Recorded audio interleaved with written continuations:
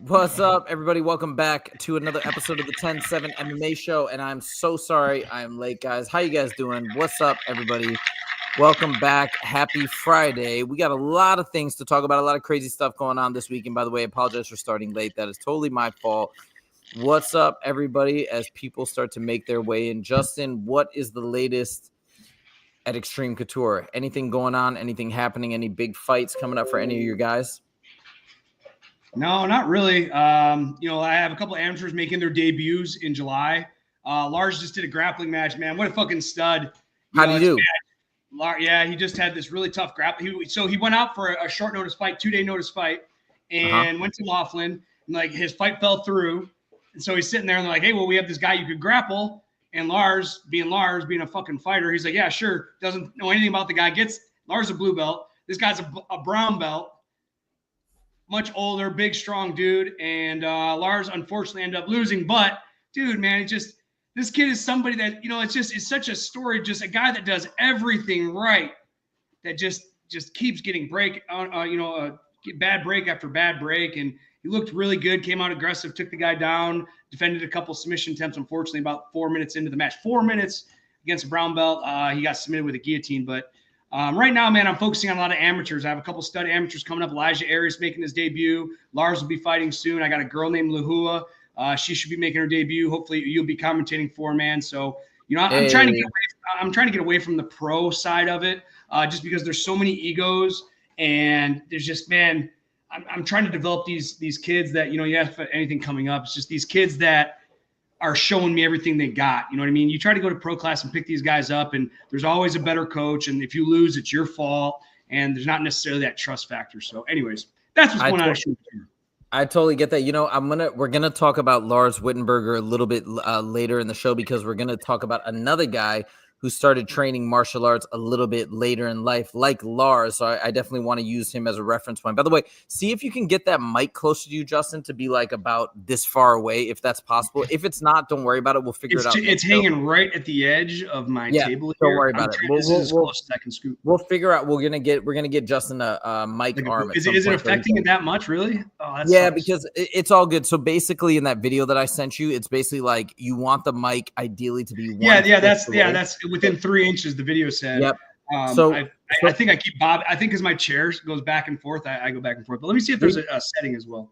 Don't even worry about it. We'll take care of it next time. And you just do your normal thing. But we're gonna get you a mic arm so you can move it with you when you lean back. A boom. Okay, yeah, sure. Yeah. It'll be like on an arm. Yeah, I think it might be called a boom. I'm not sure, but yeah, exactly right. I actually might have one from my streaming device that I might be able to use out here. I just would have to figure out how to hook it into the computer. Sure. Okay, we will sort that out. By the way, we got a comment from Big Onk. Big Onk says, "What's up? Notice Fiziev fight wasn't shown on the ESPN app." And so I heard. I don't think it's Fiziev. I think it's his opponent was potentially pulling out. Hold on, let me see what's going on. I'm gonna actually check on my phone right now. 1 second. Rafael, dang it, that fight was gonna be sick too, and he had a tough opponent. I wasn't as familiar. Oh, yeah, it's canceled. It says it's canceled. And is there any other updates? No, let me just see if there's anything else. Shoot, that's such a bummer. Yeah, I don't know. I haven't heard anything either. So it says on the website that it's canceled, so I guess we'll see tomorrow. But, man, I hope it's not canceled, because that's going to be a great fight. Now, speaking of tomorrow, let's start off at the top of the list. We're going to talk about the main event tomorrow in Baku in Azerbaijan. I think I'm pronouncing that right, which is crazy. It's so cool that they're doing a show out there. And I've been seeing some of the interviews and the views of the city. It's really, really cool. I've never been out there. But we got Jamahal Hill, your boy, Justin's boy, Jamahal Hill, at the top of the card versus Khalil Rountree. We talked about this fight a little bit on Monday. But now that it's going down tomorrow, I thought we'd talk about it one more time, give our final predictions. I've been listening to a lot of other predictions as well about this fight, and I think it's a very interesting, fascinating matchup. And Jamahal Hill has specifically made a point to say that this fight is not kickboxing, it's not Muay Thai, it's not striking.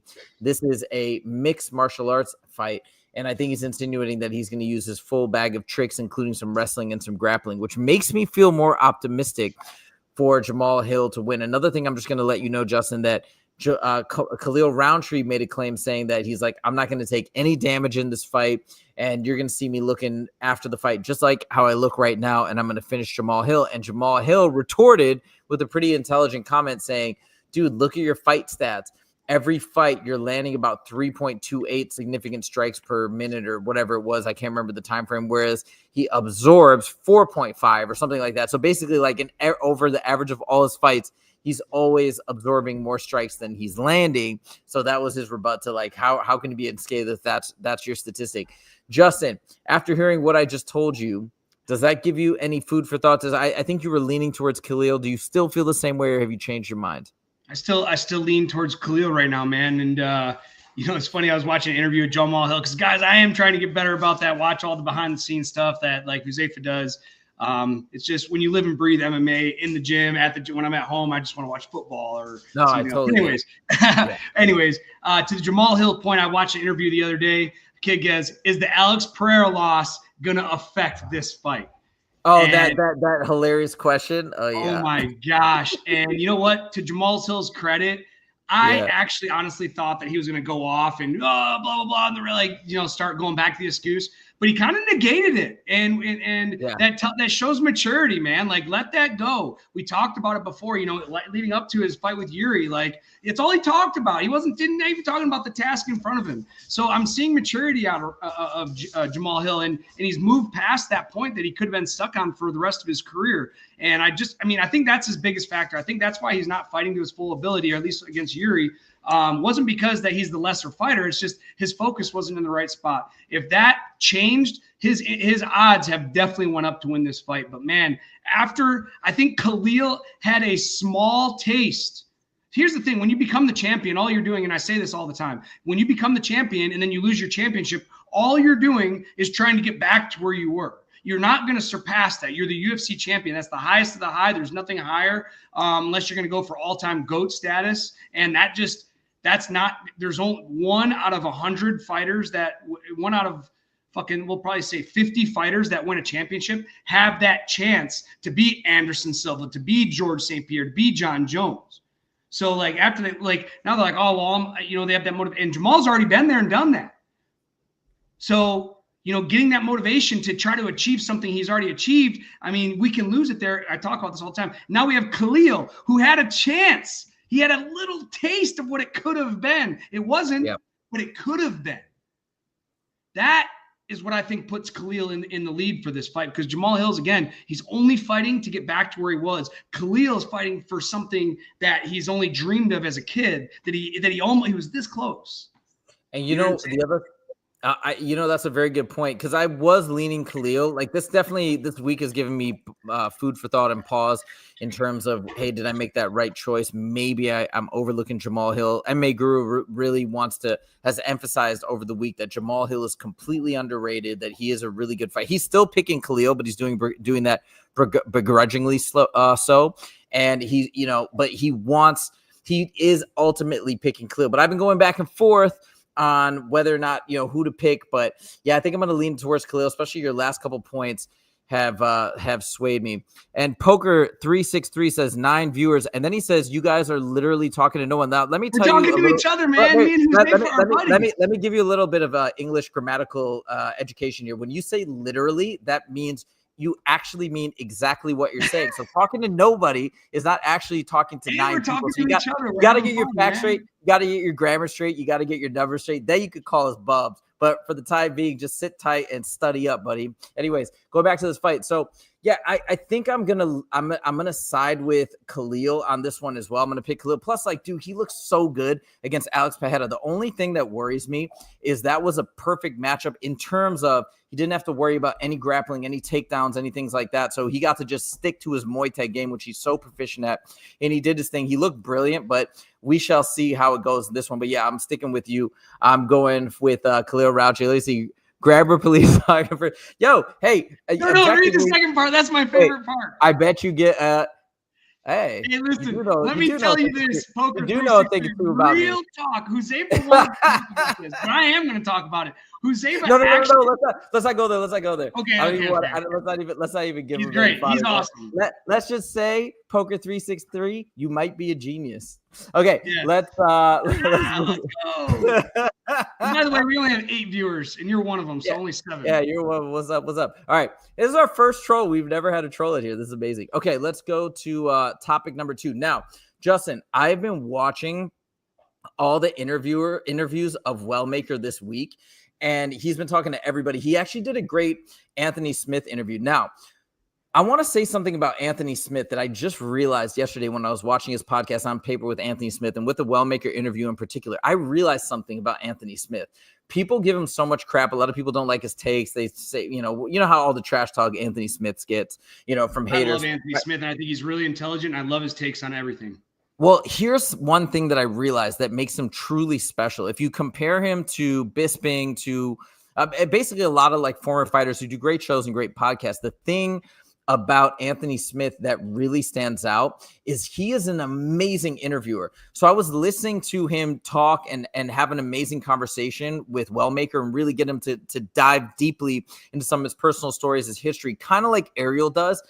And I was like, dude, nobody does it as well as Ariel typically, but Anthony might be a close second, but in a way, just as artfully done because he has a different relationship. And Wellmaker was even kind of like fanning out in front of him, being like, dude, I've watched you for so long. It's such an honor to talk to you. So he has that other little advantage, little edge over Ariel that he can bond with the fighters that come on because he's a fellow fighter. He's been through the trenches, etc. So I just thought that was something really incredible. But anyways, let me tell you a couple of things that I learned about Wellmaker, and then I want you to chime in terms of what you think is the ceiling for this kid. Because I think his personality, let's see what he can do fighting wise. But his personality has star written all over it. He's just such a genuine guy. He's so passionate. His story is really exciting and interesting. And I think he could be a huge star. On top of that, his fight style is amazing. But here's the thing. He's undefeated, if I'm not mistaken. He's undefeated right now. But he's 31, and he started training martial arts at the age of 22, I believe, 21 or 22. So he started really late. What happened was he was getting out of shape. He was working as a pipe cutter, which is actually a really cool profession. I didn't know too much about it until the interviews. And then somebody told him about mixed martial arts as a way to stay in shape. He got in there and he just fell in love with it. Then he became obsessed with the sport. He said there was like a 2-year period where all he did, kind of like I do sometimes with MMA content, all he did was watch MMA fights and boxing matches, and he just tried to mimic the movement of all these guys. And he believes that because he was so obsessive and so focused on watching and trying to mimic all these fighters, that's how he got good so fast. So here's my first question to you, Justin. Somebody who is now 31 and kind of entering the UFC at a later time in their life, only been training since, let's say, 21 or 22. And I don't know Lars. That's why I was bringing up Lars earlier. He's 30? He's 31. What do you think realistically is the ceiling for Wellmaker? Somebody who you can see obviously has tremendous talent, is an amazing striker, but started late and is a little bit kind of like right in that zone right now where he's entering his prime age-wise. Well, here's the thing. He's although he's starting late, he doesn't have the miles. He wasn't taking those gym ass whoopings at 18, 19, 20, 21 years old. You look at Thai fighters that start competing when they're 6 and 7 years old in Thai, like full knocking each other out with elbows. Why aren't those guys ever at the top of the UFC? Why haven't we ever seen a 21-year-old Thai fighter from Thailand transition to MMA, learn to wrestle like Alex Pereira? And see, we're talking about some of the best strikers in the world that we've never had a UFC Thai champion. Why not? The money is clear as day to be a fighter as an MMA fighter, not in Thailand as a Thai fighter. So you're right. 10 years old. You're this world champion kickboxer at 10 years old, because I believe like 10 to 13 is their prime. And then you get somebody that Dana White and be like, hey, this kid is a world champion. Why don't we bring him over? But again, they can't have long careers. Like Wellmaker is 31 years old, but he doesn't have those early miles, those early gym fighters. And being 31 years old, he's a lot more mature. He's like me, man. When I was 21 years old, Evan Dunham, I remember Evan Dunham and Martin Kampman, and I'll tell you guys all the deepest and darkest secrets. I don't give a fuck. Like, I'd go out party till 5 o'clock in the morning at 21 years old, and then at 9 o'clock or 8 o'clock, I'd get there to spar Evan Dunham, who was top 10 in the UFC, or Martin Kampman, who was fighting Johnny Hendricks. And I tell you what, I took a lot of bad ass whoopings from coming in negated, coming in hungover, coming in dehydrated. He's 31 years old. He's not doing that, dude. He's smart. Like, would I ever do that now? Hell no, dude. I look back at some of the shit I used to do. Like, go drink, party all night, sometimes not even go to bed, and just show up to the gym and spar some of the baddest guys in the world. I took so many. I mean, there were some days that I had great days, but I mean, health-wise, that's so bad on your brain. You're taking brain damage, and he's not going to go through those phases that a lot of guys do, man. A lot, especially young guys do. You know, even guys that are in. Go ahead. Oh, yeah, go ahead. No, just saying, even guys in the UFC. Dude, I did it. You know, you look at Junie Browning. You know Junie Browning? No, I don't. Junie Browning, man, what a fucking stud. He was on Tough Enough, or he was on The Ultimate Fighter, just an unlimited amount of talent, but he couldn't stop partying, and he took so much damage. Unfortunately, his career ended short. And, you know, it's like you have a guy that's 31 years old. He's 10-0. He sees his potential. He sees that he's undefeated. He's finishing fights. You know, I'm looking down right now because I'm looking at my phone. I wanted to see, like, how many fights has he's finished. And this guy is a knockout machine, and he can submit guys. Matino, I don't think Matino's the most skilled fighter in the world. I think it was a layup fight for him. Obviously, he was a huge favorite to win this fight. So it was a layup fight. And so not only do I think his potential, the UFC sees his potential. The UFC doesn't give out minus 1,200 matchups. That's not a thing, dude. Like Ronda Rousey was a minus 750 when she fought Holly Holm. Like those are to be that much of a favorite. That says the UFC really likes you. The UFC wants you to go in there. They know Matino's going to take damage, and they know that this guy has the power to put him away. So they're lining up this guy that they see that has a lot of superstar power. Now he's 10-0. He just had a knockout against Chris Matino, who I don't think is very good, but we knew was going to take a lot of damage. He's not, but he's still at a professional fighter level. I mean, we saw what he did. He hung in there with Sean O'Malley for multiple rounds, but you watched the fight. His ass whooped so bad by Sean O'Malley. It wasn't even a fight, dude. He just showed how tough he is. He did show how tough he is. And it's actually, if you go back and you watch Chris Matino against Wellmaker, it looks like there's a massive skill differential, speed differential, athletic differential. So you could see the difference. But what I'm overall hearing from you is making me very optimistic about Wellmaker. You're saying that, you know, he's starting late, but he's still got a bright future. And in fact, this could play into him being a real threat despite him coming into the later age. We had a question here. How's the partying to 6 a.m. a deep secret? It's because I'll tell you, Hy, because obviously you're not a high level athlete, and that's totally fine. That's why you have another man's picture in your profile. But this is no, I'm serious. Like, that's not him. Obviously, you're not a fighter, and that's fine. And it's totally fine. We appreciate your viewership. We appreciate you commenting, but it's not because when you chase a profession like I did, you're not proud of those moments. You're supposed to do everything perfect. You want to stay in the UFC. You don't party, you don't drink, you don't do this, and you don't do that. So it's not a deep secret. But when I express it, you know, when I have kids, I coach high school kids, and you know, I say to them, like, hey, I didn't do everything right, and that's probably why my career fizzled out. It's embarrassing. So anyways, to answer your question, obviously you're not a fighter and you're not an athlete, but that's why. It's a secret to myself that I don't like to tell people that I didn't do everything right. He's got another really insightful comment too here. Just show you that one. That was great. Extreme Couture, 4055 West Sunship. I give free ass whoopings out every day. Wait, who is this guy? He's really going off. I've never actually experienced a troll. This is so crazy. Wait, he goes, and you are a high level athlete. You're washed up 40. Okay. Yeah, I don't know, bro. I don't know, man. I almost think it's someone that knows us. Let's go to some other comments. This dude, listen, man, we want you to live and be prosperous. I feel like you're close to the edge. We hope that this show brings you some positive and brings you back to living your life. All right, we got Big Onk. He said he fought in the UFC. Oh, he's got your back, dog. He fought in the UFC. Probably should never have the opportunity. Thanks, Big Onk. You're a legend. Tehran.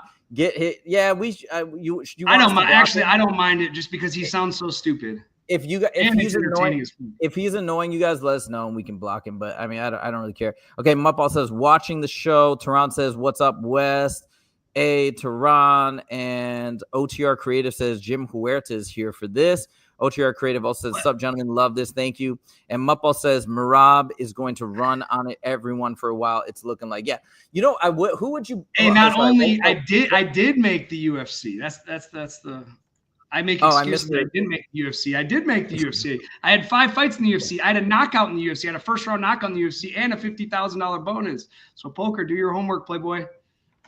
Poker 363. Okay. So, anyways, so Justin, now we're talking about Wellmaker, people have been talking about who they want to see him face off against next. Obviously, we've got Peyton Talbott coming up at UFC 317. If you guys didn't know that, I believe he's on the early prelims, but he's got a pretty tough fight coming up. But people have been saying, and I thought this too at first, that would be an interesting fight. I think matchup-wise, it'd be a fun matchup in terms of their striking styles. Wellmaker versus Peyton Talbott. What do you think about that as Wellmaker's next potential fight? I mean, those are I don't like it for the simple fact that these are two superstars. These are two guys that, I don't like these guys coming up on the scene this early because one of them is going to lose a lot of momentum. I like Peyton Talbott. I like him on the mic. I think he's kind of a goofy guy. I like listening to him talk. He has a lot of experience. He's a lot, you know what I mean? Like, I hate early on this career. I mean, look, we have two superstars. Why are we going to fight them on the undercard of a fight night? And one of them is going to lose on a lot, or we can wait a couple months, get these guys 2 or 3 more wins, get them in the top 10 as 2 up and coming stars, and then fight it out for something that matters and for real paycheck. Because right now they're not making that much money. They're probably not making 6 figures yet. And it's a tough fight. You know what's so cool about Wellmaker as well? When you hear his story, like, he's so open and honest about all his trials and tribulations. He got went to college, he got kicked out after 2.5 semesters. I think he had some altercation with the police. Then he got into this pipe fitting work. He was making money. Then he talks about how the jobs dried up and he got behind on his payments. He had to I think he got 3 months behind on a mortgage on his house. And had all this crazy stuff. Then he entered his professional career, almost went broke until he got into the UFC. And then now he's geeking out because he got the bonus. He's got all this cash in his bank account. So just I think his story is so incredible. And I think if he can keep doing what he's doing and show that even though he started later in life, he's either got that combination of athletic ability, raw grit, and just everything mixed together, that he can still achieve great things and maybe even be a championship contender. That would be such a cool story. So I'm all in for Wellmaker. I'm so excited that he's in the UFC. I know that you're a big Talbot fan too. So who do you like more? Who do you like more? Right now, I would say Wellmaker at this moment, because I just saw Wellmaker and I thought that knockout was so incredible. I know Peyton Talbot's done super cool things and he's a great fighter as well. Let's see how Peyton Talbot does at 317. We got a comment from Tehran. He says, I think you do Wellmaker versus Garbrandt next. You know what's funny? Wellmaker said in an interview that he actually talked to Cody Garbrandt and he was like, dude, Cody, he was having a fan moment and Cody gave him some advice and they had a really nice conversation. So always after that story, I don't know if I want to see it, but it could be. I don't want to see it, man. I'm such a fan of Garbrandt personally. Man, he's just such a great guy. And when he comes into the gym, you would think somebody of his level, who's already been UFC champion, had that incredible, one of the best showings I've ever seen in an MMA fight against what's his name? Dominic Cruz. And for him, just every time he sees me, he comes over, says hi to my son. He played a prank on my son early on. So I have such a love for him. And I just think I think he has CTE right now. I think that he's easily knocked out, and Wellmaker knocks people out. Unfortunately, he's 3-7 in his last 10 too. I don't want to see Garbrandt go out in a stretcher, man. I want to see him win fights, and Wellmaker is not the guy to put him against to win. One thing that Anthony Smith was praising Wellmaker was for his footwork, in particular his movement. I think something that he attributes to from watching all those fights and trying to mimic the movement of those guys. So I think he, for whatever reason, he's developed this uncanny ability to move and land these heavy shots with great footwork, great movement, great mechanics. So yeah, I think it's a dangerous fight for anybody. We shall see. Tehran says Garbrandt is also a Midwest guy from Ohio. I believe I didn't know that. And then Common Rider, let's see this comment. He says, and now Evloev is in the same spot, completely deserves the title and getting Pico. So many people are upset about that matchup, by the way, Evloev versus Aaron Pico coming into the UFC. But wrestler-based fighters deal with this most of the time, but they show their worth to actually winning. I know people get really riled up about deserve, hey, this fighter deserves that matchup or whatnot. But again, remember, the UFC is a for-profit entity, and a lot of times they need to make strategic decisions in order to grab the largest amount of pay-per-view buys or grab the largest amount of ticket sales. So, for example, in this Volkanovski fight in September that's rumored to be against, what's his name, Yair Rodriguez, they're probably doing that for a business reason. At the end of the day, I don't have a problem with it because I think that what's good for business and the bottom line of the UFC. Yes, I'm sure doesn't work. I'm sure Evloev is not thrilled about it, but for the UFC machine in general and for fighters overall as well, look, they need the company to be profitable and make money. Sometimes these tough decisions have to be made. So in certain cases, yes, we're not going to get the perfect, beautiful meritocracy, but it's a business at the end of the day. Just want to make that, get that thought out there. We have some comments from Muttball. Teron Brown, not in years, but in damage and miles. I think he's talking about Cody Garbrandt. Teron says, I believe Mafzar is going to beat Pico. I'm looking forward to that. I'm looking forward to that fight. Because then I think Dana White has even said that if Evloev gifts through Aaron Pico, then he's definitely getting a title shot. So we shall see. I think we should talk about how much Dana White is just loving this. These Bellator guys are coming over and just getting slaughtered. You know, Patchy Mix, man, big fan of Patchy Mix. One of my favorite guys in the gym. Again, personal relationship with him. He's helped me out a lot. And dude, he's so good in the gym. And I knew he had a bad weight cut, but man, I mean, how much is Dana White just loving it, trying to show that the UFC is just so much better than every organization? See, I've wondered that myself, if he actually likes that. But then you see guys that come in from Bellator that he seems to really like Michael Chandler and, other folks in the past that he does tend to prop up. So I was wondering that myself. Michael Chandler's is a company man. He shows up and fights anybody. You look at the matchups that he's been given. I mean, I think he's like 2-5, and he's fought like 3 UFC champions or former champs, or everybody but Paddy Pimblett has been ranked in the top 5. And I think that's why Dana White gave him that matchup, because it's like, this is a win-win for the UFC. We give Mike an out of top 10 matchup, and if Paddy can beat Mike, Paddy's the real deal. So it was a win-win for the UFC. Fair enough. That's a great point. By the way, we got one other interesting comment from Big An, because I know you know PFL fighters a lot better than I do. He said UFC just signed Ante Dela. I don't know if I'm pronouncing that right. Do you know who that guy is? I'm unfamiliar with him. Okay. Yeah, I'm not sure either. And Leandro back in the mix says Croatia is good at many sports. Tehran says Pico is a smarter version of Michael Chandler. All right. I agree with that. And Pico, I feel, has taken less damage. And I think he's going to make his career last a little bit longer. Aaron Pico is a freaking phenomenal fighter. He's awesome. All right, now let's move it along to topic number 3. We're looking ahead to UFC 317. We're just a week and a day away, and I cannot wait for this card. It's pretty stacked, in my opinion. I've heard people complain about it, saying it should be bigger if it's International Fight Week, this and that. I'm pretty happy with it, and I'm really, really excited for the main event. Actually, before the show started, I was listening to an interview of Topuria. One of the things that actually your boy, John Morgan, I think it was John Morgan or Oscar Willis, one of them asked him and they said, Oscar Willis training. I just saw him training his boxing the other day. I think he's getting ready for a bare knuckle fight. Well, I think he's in Baku though right now. I think he's at this UFC. I just saw him. Oh, you're right. You're right. No, he must be in Vegas because they were interviewing Topuria in Vegas, not at the Baku event. You're absolutely right. So anyways, somebody asked him, hey, do you think you're going to be more remembered as a featherweight or as a lightweight? You want to guess what he said? I don't know. I think he's going to be remembered as both. I mean, well, it depends on how his lightweight career goes.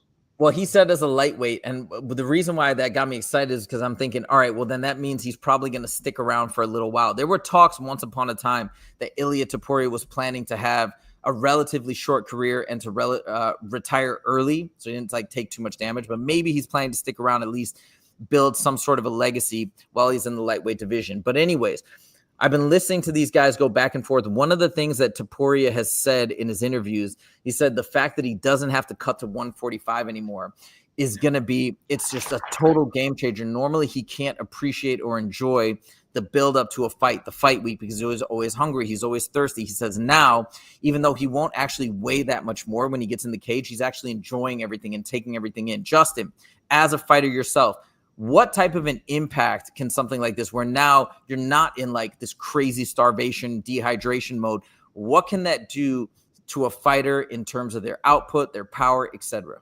There's only 2 things that can happen from it. And I've been guilty of them. So going down to 45, even 55 sometimes is very tough. But anytime I'm given a weight allowance and I want to eat that extra, whatever it is, have a bowl of cereal before I go to bed. Oh, well, I get a 10-pound allowance, so essentially you've compromised your diet. Now, Ilia Topuria, I don't think is worried about that, but a lot of fighters that it doesn't go well for them. You know, again, we're, you know, and I don't want to even, I'm going to mention his name. Hopefully he doesn't get mad at me because he's a friend of mine, Mads Burnell. He was an incredible fighter at 145. Man, the best guy in the gym. He beat up Justin Gaethje in the gym. Like Justin Gaethje, I remember him and Justin were banging out. And Justin's like, who the fuck is this guy? Like, because Mads just walking him down, incredible head movement. But then he went to lightweight in the PFL. He went and got a lightweight tournament. And I mean, he looks a little softer in the belly and he is gassing out. And he's been finished like 3 times in a row. Prior to that, this guy was killing it in Bellator. He's 1 fight away from a championship. And I've asked him, and now he's committing to go back to 155 because he just feels that he lets his diet go a little too much. When you start, hey, you know what? Oh, I got a 10-pound allowance. I'm going to eat that donut or I'm going to have that ice cream. And now you're compromising your body just because you want that mental safety. And that's, I mean, he's a perfect example, and he's one of the best fighters I've ever worked with. So if Topuria can, because look at how big Topuria's got. He's showing pictures of himself at like 190, 200 pounds. Oh, wow. Like he's huge. Like, was he getting that big going down to featherweight? Who knows? I remember cutting from 185 to 145 in 4 weeks. I was gassed out in the first 2 minutes. The first 2 minutes of the fight, and the second round, I just took an ass whooping. Like, I remember just like, let's just survive this round, take our ass whooping, and then hopefully get enough energy to go in the third round. And, you know, I think Topuria is going to be fine. I think the UFC is going to have him on a deal because this is the guy. This is the next guy they're trying to make a superstar. So I think they're going to be really on top of it. They have an incredible nutrition team at the UFC PI, and there's a bunch of PIs in the world. I'm sure he's going to be coming in and out of Vegas to meet with them and talk about his diet. And they're going to meet you looking at his weight. I used to have to weigh in with the UFC with the nutrition team. I have to weigh in at least once a week or once every other week so they can monitor my weight gain and or weight loss. So I think Topuria is going to be, long story short, after I did that big breath of air, I think Topuria is going to be fine. You know, something else that I saw this week as well, they did some like massive body scan on Ilia Topuria to check his muscle mass density or something like that. And apparently the amount of muscle mass he has proportion to the rest of his body is like extraordinarily high, even in the lightweight division. So I thought that was interesting. And that might make sense as to why he has such fast twitch muscle fiber, why he can land all these knockouts and why he seems to be so explosive. So I thought that was interesting.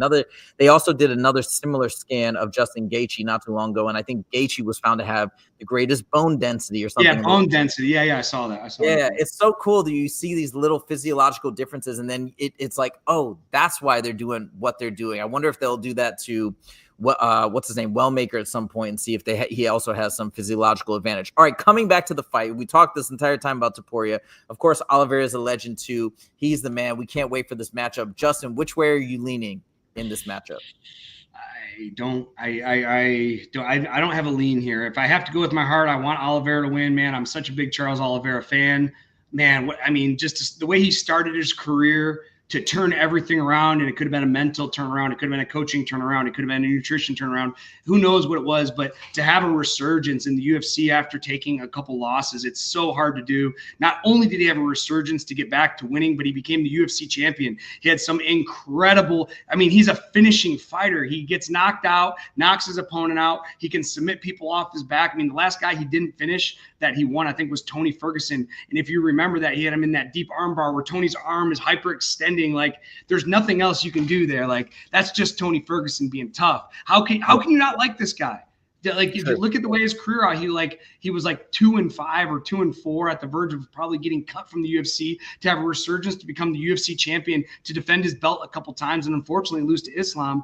I want him to win with my heart so bad, but I go with UFC narrative, man. Ilia Topuria.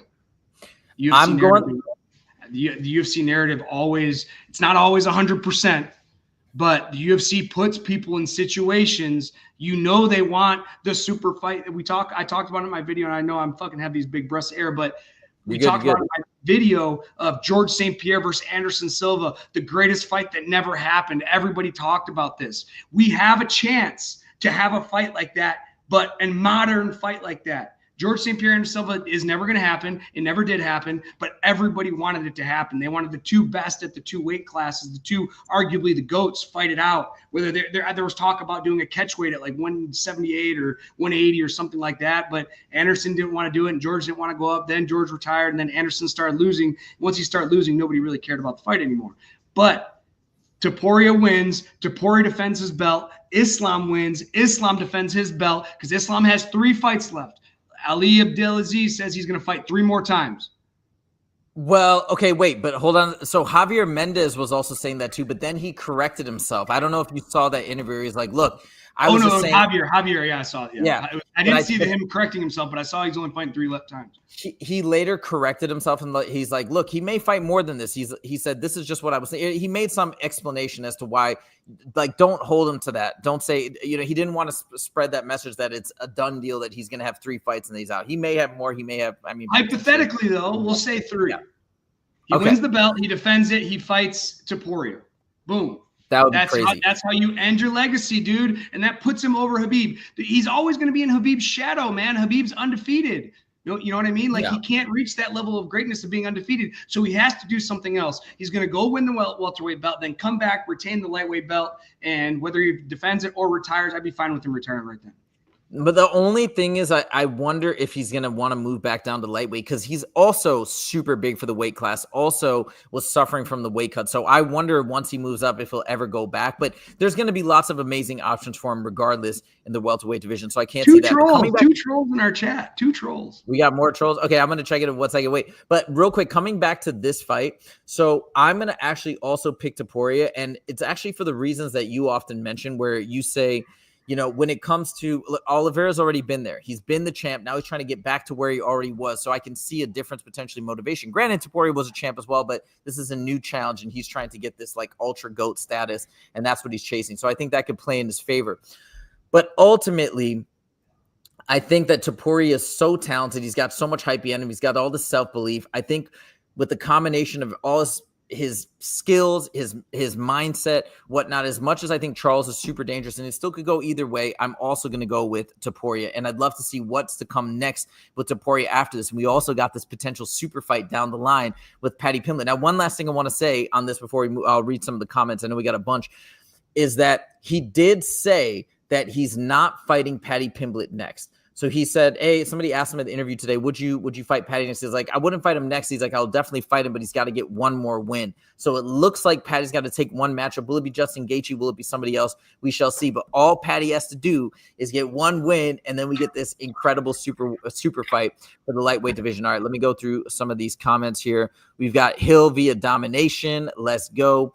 And, oh, by the way, remember, you said the UFC narrative was for Buckley to win, and Usman upset that. So just don't forget that. But Teron says, in Usman showed last week that it's not good to write off dudes by beating Buckley. I believe we see the same with DuBronx beating Topuria. Love that. Oh, Big Op is rooting for Hill. Very nice. I hope Hill wins. Hill's my buddy, man. I hope he wins. Somebody doesn't like Detroit. What the heck? Detroit's That's awesome. Fine. Detroit's awesome, dude. Detroit Lions. I saw someone else say Detroit Lions. Let's go. Let's go. Muppa, I'm rooting for Topuria. He won me over on Rogan. I mean, I think I'll be happy either way. It's one of those fights where I'd rather see Topuria win, I think, but we shall see. Mupball says Khabib has better personality, stands up better in people's minds. Send location. Well, yeah, Khabib's a legend, dude. He's one of the greatest of all times in terms of fighting, but also his smack talk. He's so underrated for his smack talk. Wait, Poker's still in here.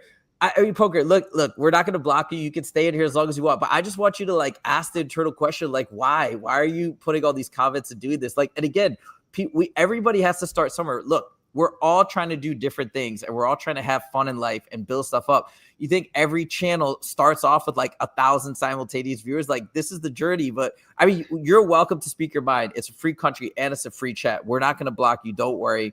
We're cool with it. But I just am curious. Bro has another man's picture as his profile. Let's just maybe that says it all. Choose your life. Hey, man, the way you live your life is your life. But I'm just saying, you have another man's picture in your profile, and so does Bilal. I just Bilal, okay. I just look at it what. I just because this is our first time we've had a troll. Because and actually, this is a positive sign for the channel because you start getting trolls as you get bigger. Yeah. So I guess this is actually a good thing. But like you keep fixating on the numbers, but like, yeah, you got to. I don't know. It just makes no sense to me. We're just like we're trying to build, so we're not immediately going to get us. It's like I don't know. The whole mindset doesn't make sense. Also, what's your channel? Like what? How many subscribers do you have? It's like I don't know if it's like a mental. You know what I mean? Like, is it just a disconnect with reality, or is it? I don't understand it. But anyways, like I said, we're not going to block you. Have fun in the chat. You do your thing. Big Onk says, I admit I have a picture.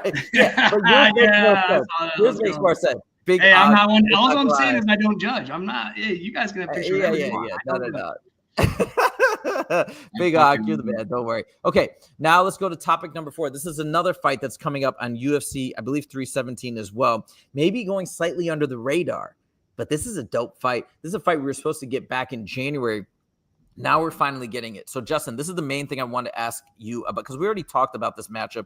We already talked about this fight back in January. But the difference is Dariush has been chilling. He got paid in full in January for chilling, and then he got to train more, whereas Moicano went into the mix. He got submitted early and viciously by Islam. So and Moicano was on a tear up until that point. So from the fighter perspective, from the psychological perspective, how do you feel this fight's going to go given what Dariush had to do, what Moicano had to do, and now they're meeting up at this point in June? Man, I am such a Dariush fan, dude. If you ever saw him, he fought there's this guy that I wrestled in high school in the state tournament. His name Drakkar Klaus. You may have heard of him, top 10 in the UFC. I've heard of him. So Drakkar and Dariush fought, man, and dude, go back and watch that fight. What a slugfest. Both guys being rocked through and through the fight, and Dariush getting the knockout against Klaus. I think it was in the second round, but man, what a slugfest. Won me over as a fan, and I know how good of an athlete Drakkar is. Man, Muttball, I know he even knows that name just because it was such a great thing, great story, and to see him to go on to what he's done. But anyways, back to Dariush.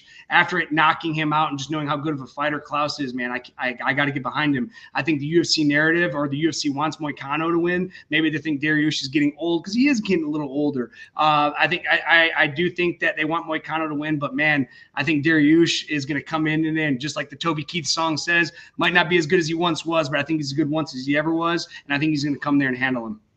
You know, Moicano's actually kind of up there as well. I think he's the same age as I even remember vaguely, like they're really close in age. I can't remember 100%. But anyways, yeah, I could see them wanting Moicano to win also because of his personality, and he's like getting so much more attention with his post-fight speeches and all the funny antics that he's been doing. He's been getting really active on podcasts. So from that perspective, I feel like he's got more of a ability to market himself. So I do agree that maybe the UFC wants him to win. I don't know. I'm going with Dariush. I'm going to go with Dariush on this fight because I feel like he's got that freshness to him. He hasn't had to fight. He's just been training. Moicano went in there.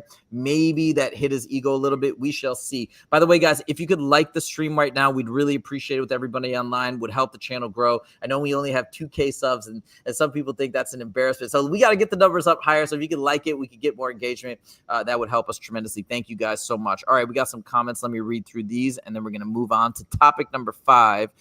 And then we've got Big Onk says, I want Dariush to win. I'm worried about his chin. We shall see. We shall see. He's had a lot of time to rest and recuperate. Remember, Usman got knocked out. He took some time off after 3 losses in a row, came back looking like a straight legend and smashed Joaquin Buckley. So I think a lot can be said for taking the right amount of time off, the right training, the right protocols. And I know Dariush is a very serious athlete, serious guy, doesn't get into trouble, good, family guy, etc. So I think he's going to be doing the right things. He's going to come in an awesome state. Carrie Jane says, hey, guys. What's up, Carrie? Welcome back.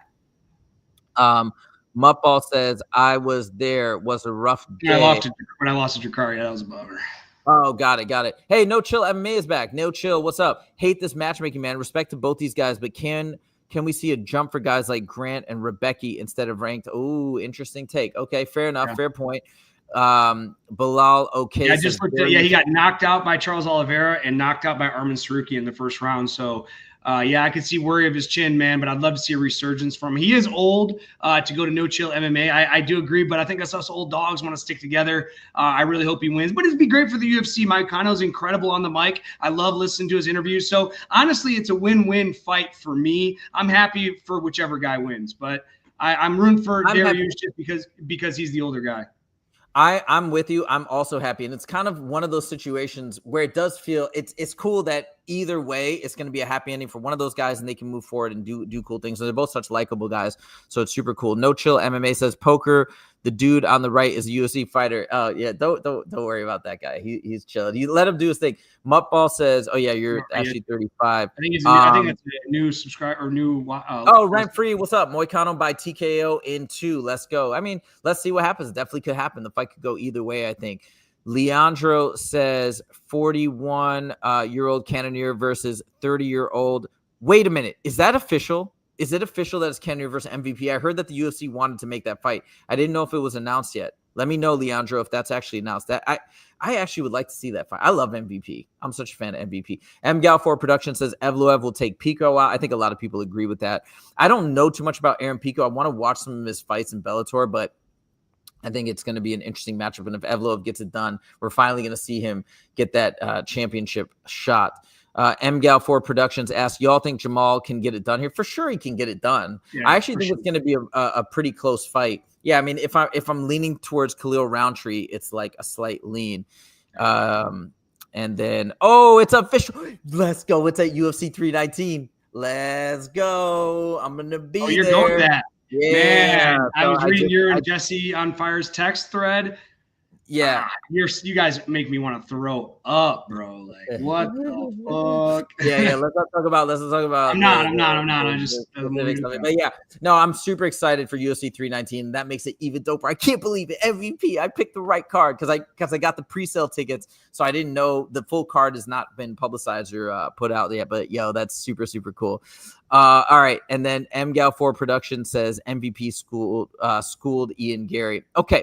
Let's move. Tehran says, yeah. He says, y'all have to admit some of these trolls are funny. Yeah, I agree. I think some of them are pretty good. Okay. No Chill MMA. One more comment, and then we're going to move on. He says, UFC is very comfortable about KSW and Octagon. They signed tons of East Europe guys, including Ante Delia off a one-fight win streak. I think he's responding to what you were saying before, Justin, about the UFC wanting to have these guys, liking the fact that these guys from other organizations are coming in as champs and getting smoked by UFC guys.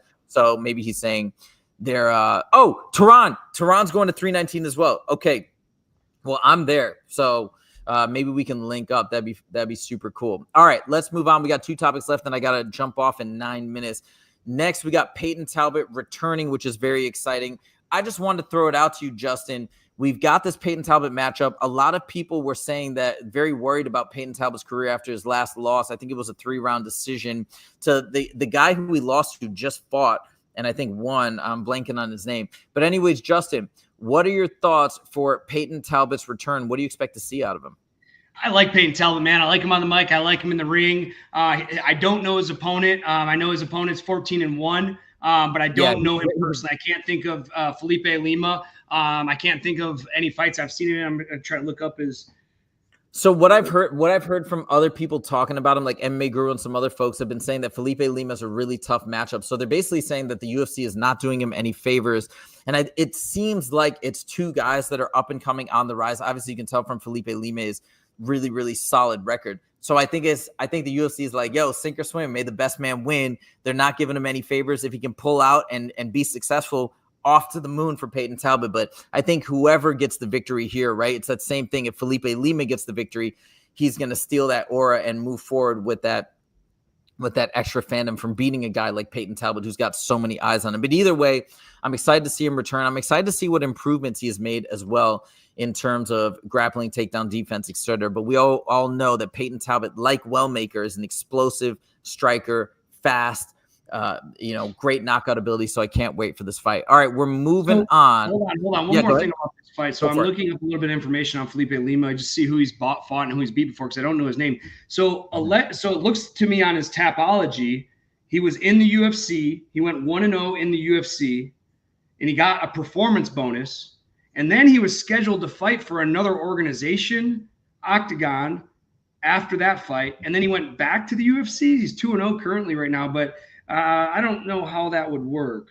Maybe that fight was scheduled before, but yeah, it's kind of confusing as it goes through. Anyways, he's 2-0. I don't know any of his opponents. And he got a performance bonus in his debut, so should be a good fight. We shall see. All right, Final topic, Justin's favorite topic, the Jon Jones saga continues. I made a video about this the other day, and basically here's the gist of it. Jon Jones, Dana White in a recent interview said that in a couple weeks we're going to know the answer. So basically, I think there's some sort of, I don't know, implicit deadline on Jon Jones to make a decision in the next couple of weeks in terms of whether or not he's going to take this Tom Aspinall fight. Right after Dana White said this, Jon Jones goes on the Full Send podcast, and he basically first says a couple things that piss a lot of people off. He's like, yeah, I'm not really thinking about fighting right now. I'm just enjoying my life, enjoying my family. And I know people got really riled up there. My whole contention is that he's doing that on purpose. He's trying to troll everybody. He's trying to get more people angry so that more people talk about it once again and build more hype and put more pressure on the UFC to give him a higher payday. That's my theory. Then at the very end of the interview, and by the way, both the guys are buzzed. They had a couple drinks. So at the very end of the interview, so funny. At the very end of the interview, Kyle from Nelk goes, all right, so what would it take you to fight Tom Aspinall? He goes, something wild and off the cuff. And then he ends the interview and he stands up and goes like that. So he's not saying I don't want to fight. He's saying I want something wild and off the cuff. Going back to my original theory that this is all a play for even more money than what he originally offered. Because if you go by Ariel Helwani's narrative, he said, hey, if you pay me this much, I'll do it. They said, all right, we'll do it. And he said, nope, I changed my mind. And again, this is speculation, so take this with a grain of salt. This is what I think is happened based on what Ariel said. They said, nope, changed my mind. I want more money. And now he's going back and forth with the UFC trying to negotiate a higher amount. So we shall see if it goes down. But at this point, with the Netflix deal looming and all the other things happening in the sport, Justin, has this changed your mind? Do you think the fight's going to happen? What do you think? I'm just going to click this comment right here. That's all I'm going to do. Carrie Jane, I don't know if you've seen the show before or you've seen my take on it. I couldn't have said it better. Man, I just feel like, I've seen so many incredible fights with Jon Jones and I have so much respect for him as a fighter, but bro, like enough. I am not excited about this matchup. If the matchup happens, I mean, I'll probably watch it, but if I'm busy, I'm not going to watch it. I'm not going to make time to watch it. I don't care to support this anymore, man. It's become a circus, and there's also talk, Eric Nixick was talking about Francis Ngannou doing a crossover promotion or going back to the UFC. Eric said in an interview that Francis is open to going back to the UFC. All right, well, that would be a huge bombshell. Oh, Francis Ngannou is coming back and he's going to fight Jon Jones. But then you have Tom Aspinall who's like, wait a second, what about me? I've been waiting all this time. Like, what the heck? So, I mean, who knows what's going to happen? And personally, I'm here with Carrie Jane. I don't give a All right. Well, there you have it, guys. We are just about to wrap up. I'm going to go through the last round of comments, and we are going to call it a day. But thank you for that comment, Carrie Jane. And how awesome would this be? Sorry to jump ahead. I'll go back to Western. But how awesome, dude! I like this so much. How that's what should happen. I agree with you, John, so much. And how awesome would that be? And Dana, like, well, you had your chance for 7 years straight to fight Tom Aspinall, and you know what? We're done with that. Would be fucking epic, and that'd be Dana White big dicking everybody. Like, that's him just coming out and just going flop. Just flopping it out on the table and saying, see you later, Jon Jones. Wow, that would be awesome. I'd love to see Francis come back. That would be crazy. That'd be amazing. That'd be such big news because of all the history and everything that, happened between Dana White and Francis Ngannou. That would be incredible. Okay, Western says, poker, imagine watching a 2K. No, we can't. It defies logic. I can't even, it doesn't even make sense. All right, Big Ong. John is playing games. He won't fight Tom. I mean, it could be that too. I could be wrong. Maybe I'm being a bit optimistic here and thinking that Jon Jones is all a big master plan and manipulation on his part. But everybody says he's a master negotiator, master manipulator, super smart, greatest mind in the game. So that's why I'm keeping some hope alive. I know, Justin, you don't care, so we're not going to talk about it anymore. MGAL4 Production says, bring Moicano back. I was just thinking that the other day. It's like we got this Pantoja fight coming up against Kai Kara France, which is cool. But, like, how much more exciting would it be if it were Moicano, in my opinion? John rather fight the Nug Boys. Yeah, I guess so. Francis versus Tom, please. Muttball says, Jon Jones should have retired. If Francis comes back, he should go against Tom and cut Jones out. We'll make them both look good. Big Dog and Jones. All right, guys. Western says, thanks, guys. Carrie Jones I got one question for the cat while we have 18 guys in the chat. So, guys, I had a comment the other day on a video, and it was it was relatively respectful. But he says, like, he feels that I trash too many fighters, too many big name fighters. Do you feel that's true? Like, let me know in the comments, or let me know, because if I am, I don't mean to. I have the utmost respect for all these guys. I just give my honest take. So if you guys feel what's that?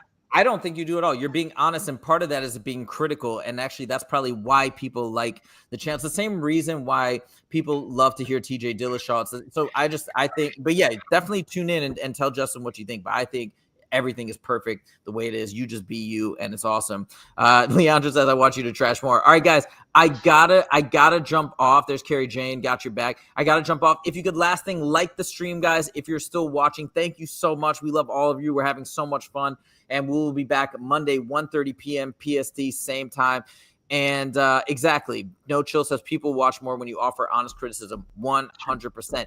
Thank you guys so much for joining, and we'll see you in the next episode. Take it easy.